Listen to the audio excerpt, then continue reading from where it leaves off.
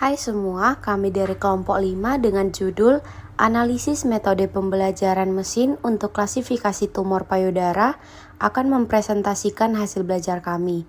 Dengan anggota kelompok, Martesa Moyau dengan NIM 46-2024-064, Francisca Anissa dengan NIM 46-2024-069, Floranesa Kristina Sio dengan NIM 46-2024-071, Mesya Angelika Rati Pabunta dengan NIM 46-2024-072 dan Ripka Delitia dengan NIM 46-2024-075.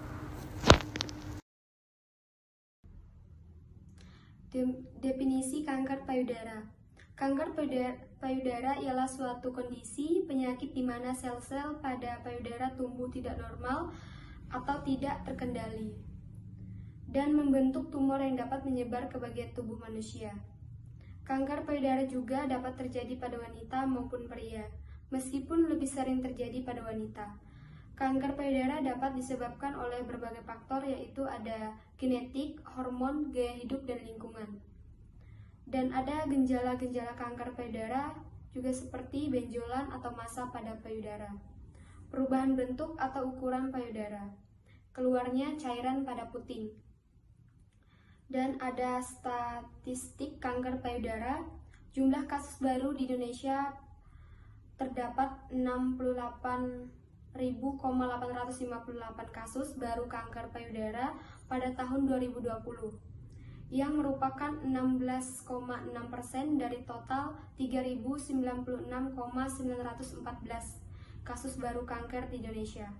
Jumlah kematian pada kanker payudara juga menyebabkan lebih dari 22.000 kematian di Indonesia pada tahun 2020. Kanker payudara juga menempati urutan pertama terkait jumlah kanker terbanyak di Indonesia. Pada tahap deteksi, sekitar 70% kasus kanker payudara di Indonesia dideteksi pada tahap lanjut, yang dapat mempersulit pengobatan dan meningkatkan risiko kematian. Secara global, menurut data WHO, kanker payudara merupakan salah satu 10 jenis kanker yang paling banyak menyerang manusia, dengan 16,6% kasus kanker baru di Indonesia dan di dunia. Faktor atau risiko pada kanker payudara, biasanya keluarga memiliki riwayat kanker payudara, terutama jika terjadi pada ibu, saudara perempuan, atau bibi. Atau biasanya jadi mempengaruhi pada usia. Kanker payudara meningkatkan dengan bertambahnya usia, terutama setelah usia 50 tahun. Kanker payudara juga memiliki genetik, mutasi gen yang BRCA1 dan BRCA2 dapat meningkatkan risiko kanker payudara. Selain itu ada hormon estrogen dan progesteron, terutama dalam bentuk terapi hormon. Bisa jadi gaya hidup tidak sehat seperti mengonsumsi alkohol, obesitas, kurang aktivitas fisik.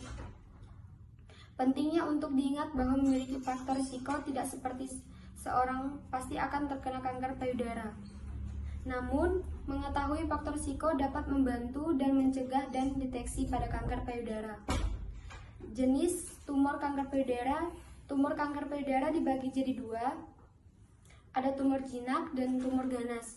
Tumor jinak juga dapat dibagi jadi 4. Yang pertama, fibroadenoma, tumor jinak yang paling umum, terutama pada wanita muda.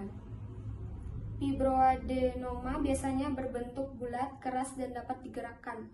Yang kedua, papiloma intraduktual, tumor jinak yang tumbuh di dalam saluran susu. Papiloma intraduktual dapat menyebabkan keluarnya cairan pada puting. Yang terakhir, kista payudara, kantung berisi cairan yang dapat berkembang di dalam payudara. Kista payudara biasanya jinak dan dapat berubah ukuran selama siklus dan menstruasi.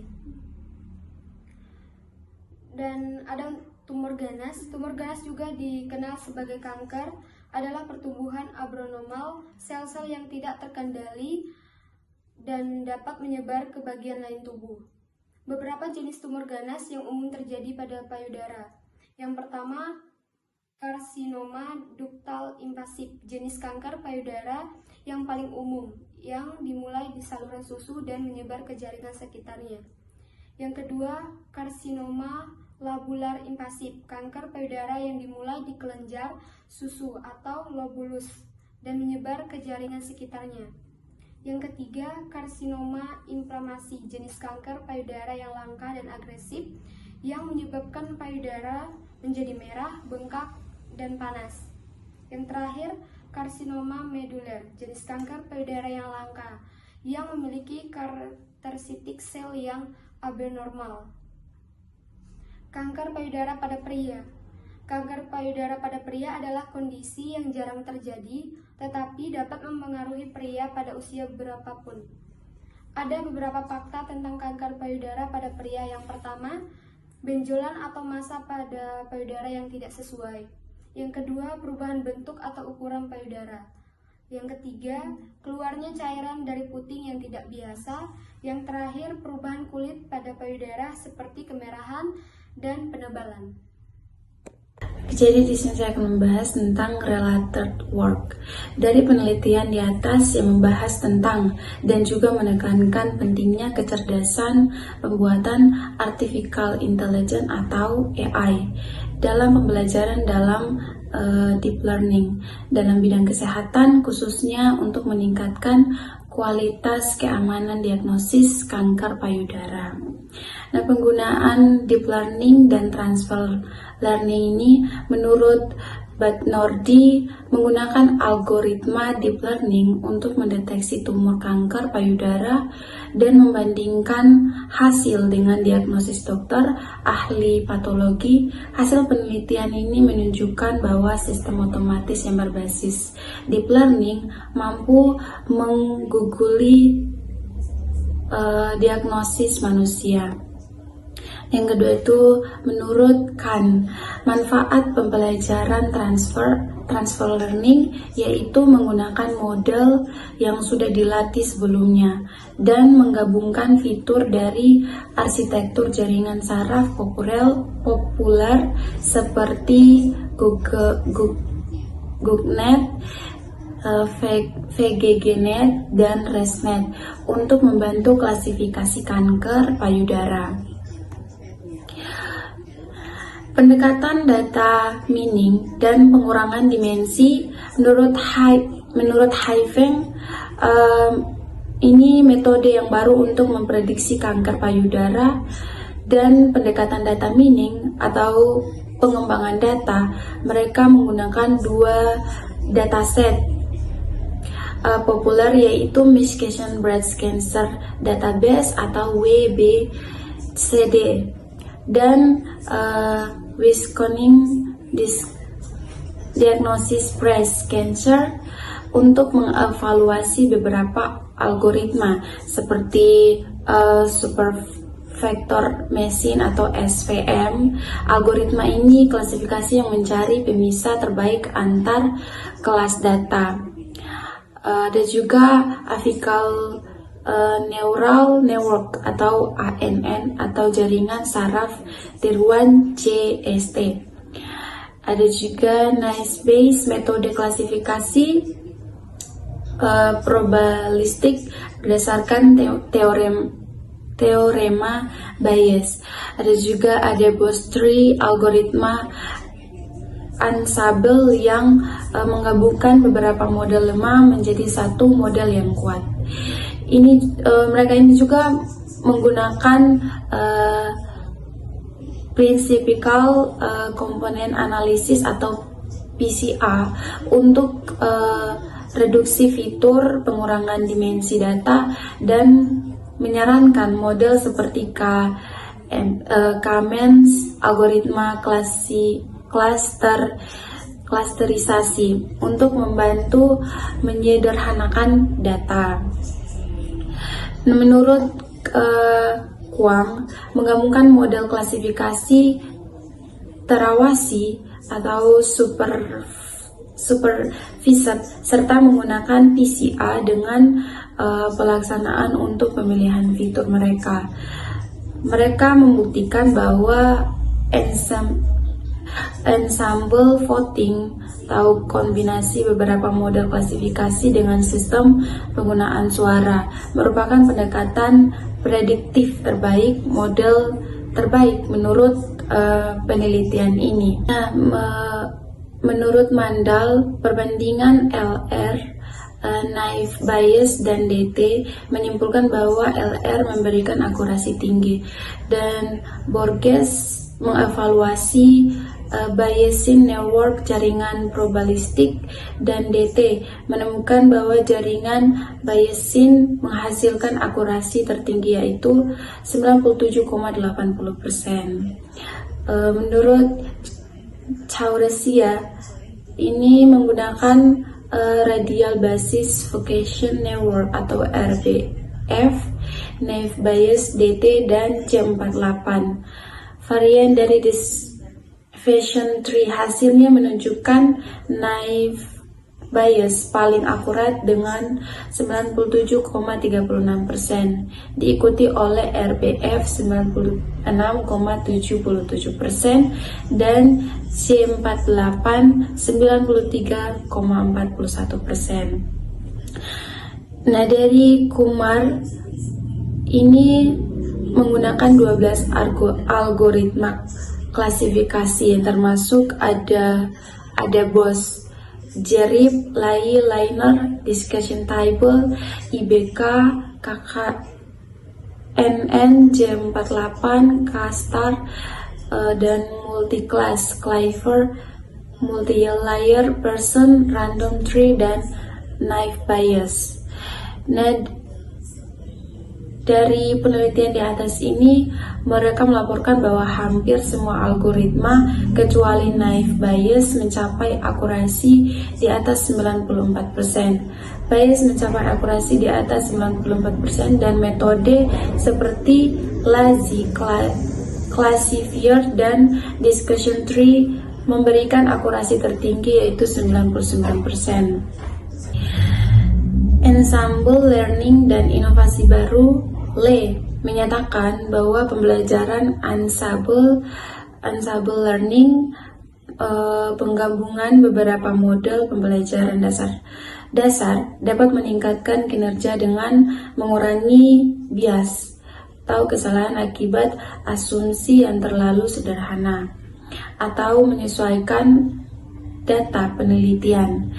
Menurut Abdar, memperkenalkan algoritma baru bernama CWF-BBNNSVM yang menggabungkan boosting artificial neural network dan 2 SVM dan meningkatkan hasil diagnosis pada WBCD.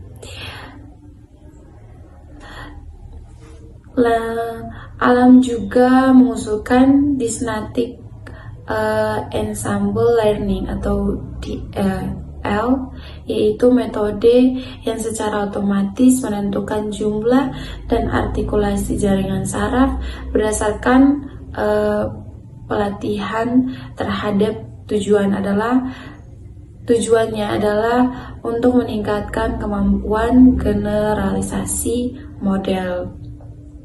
Nah, menurut Osman menunjukkan bahwa kombinasi ensemble boosting dengan radial basis Fugation neural network dapat meningkatkan akurasi hingga 98,4% pada dataset WBCD.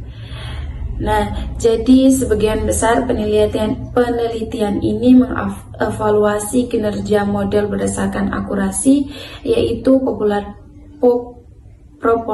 proporsi prediksi benar dibandingkan total prediksi, namun dalam konteks medis. Kemampuan untuk mengenali semua kasus positif yang lebih penting daripada prevention karena kesalahan melewatkan penyakit false negatif bisa berdampak fatal. Nah, dari keempat model ini menunjukkan akurasi sekitar 90% berdasarkan matriks seperti Pearson atau presisi, proposisi prediksi positif yang benar. Rakel atau sensitivitas populasi khusus sebenarnya yang berhasil dikenali. Terus ukuran luas bawah kurva atau ROC yang menilai kemampuan klasifikasi. Nah, dari setiap penelitian ini memberikan pendekatan dan juga hasil yang berbeda.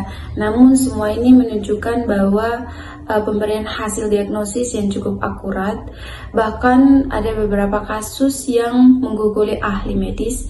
Ini tentu menjadi bukti bahwa teknologi bisa menjadi alat bantu penting di dunia kesehatan, khususnya untuk deteksi ini kanker payudara.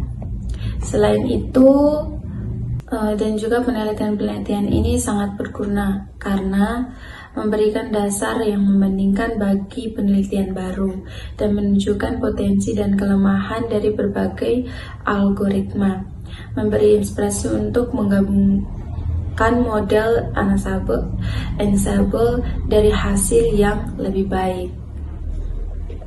Ini saya akan menjelaskan tentang metodologi, yang dimana kita tahu bahwa metodologi ini ilmu yang mempelajari tentang metode dan menganalisis sebuah data. Dan di sini saya akan menjelaskan tentang metode pembelajaran mesin untuk klasifikasi tumor pada payudara. Skor 3 digunakan untuk menekankan pentingnya recall atau meminimalkan fase negatif dalam klasifikasi kanker payudara. Metode penelitian yang digunakan adalah Wisconsin Breast Center Dataset atau WBCD, yaitu yang pertama itu 8 algoritma klasifikasi dievaluasi, yang kedua regresi logistik sederhana atau SLR, yang ketiga SPM dengan Stochastic Gradient Descent atau SGD, yang keempat itu pohon keputusan acak, yang kelima hutan keputusan acak, yang keenam itu SPM dengan Sequential Minimal Optimization atau SMO, yang ketujuh klasifikasi K-Nearest Neighbor atau KNR, yang ke-8 itu klasifikasi Naive Bayes. Dari banyaknya tadi poin yang saya jelaskan, ada 3 algoritma dengan kinerja terbaik, yaitu SLR, SPM, SGD, dan MLP, yang dipilih berdasarkan skor F3-nya. Kita masuk pada eksperimen dan hasil dari penelitian ini. Yang pertama eksperimen ada dataset menggunakan Wisconsin Breast Cancer Dataset, yang merupakan dataset publik yang sering digunakan untuk klasifikasi tumor payudara menjadi benign atau jinak dan malignen atau ganas. Yang kedua algoritma yang diuji. Yang pertama Simple Logistic Regression, yang kedua Support Vector Machine dengan Stochastic Gradient Descent, dan yang ketiga multilayer perceptron, yang keempat random decision tree, yang kelima random decision forest, yang keempat naive Bayes.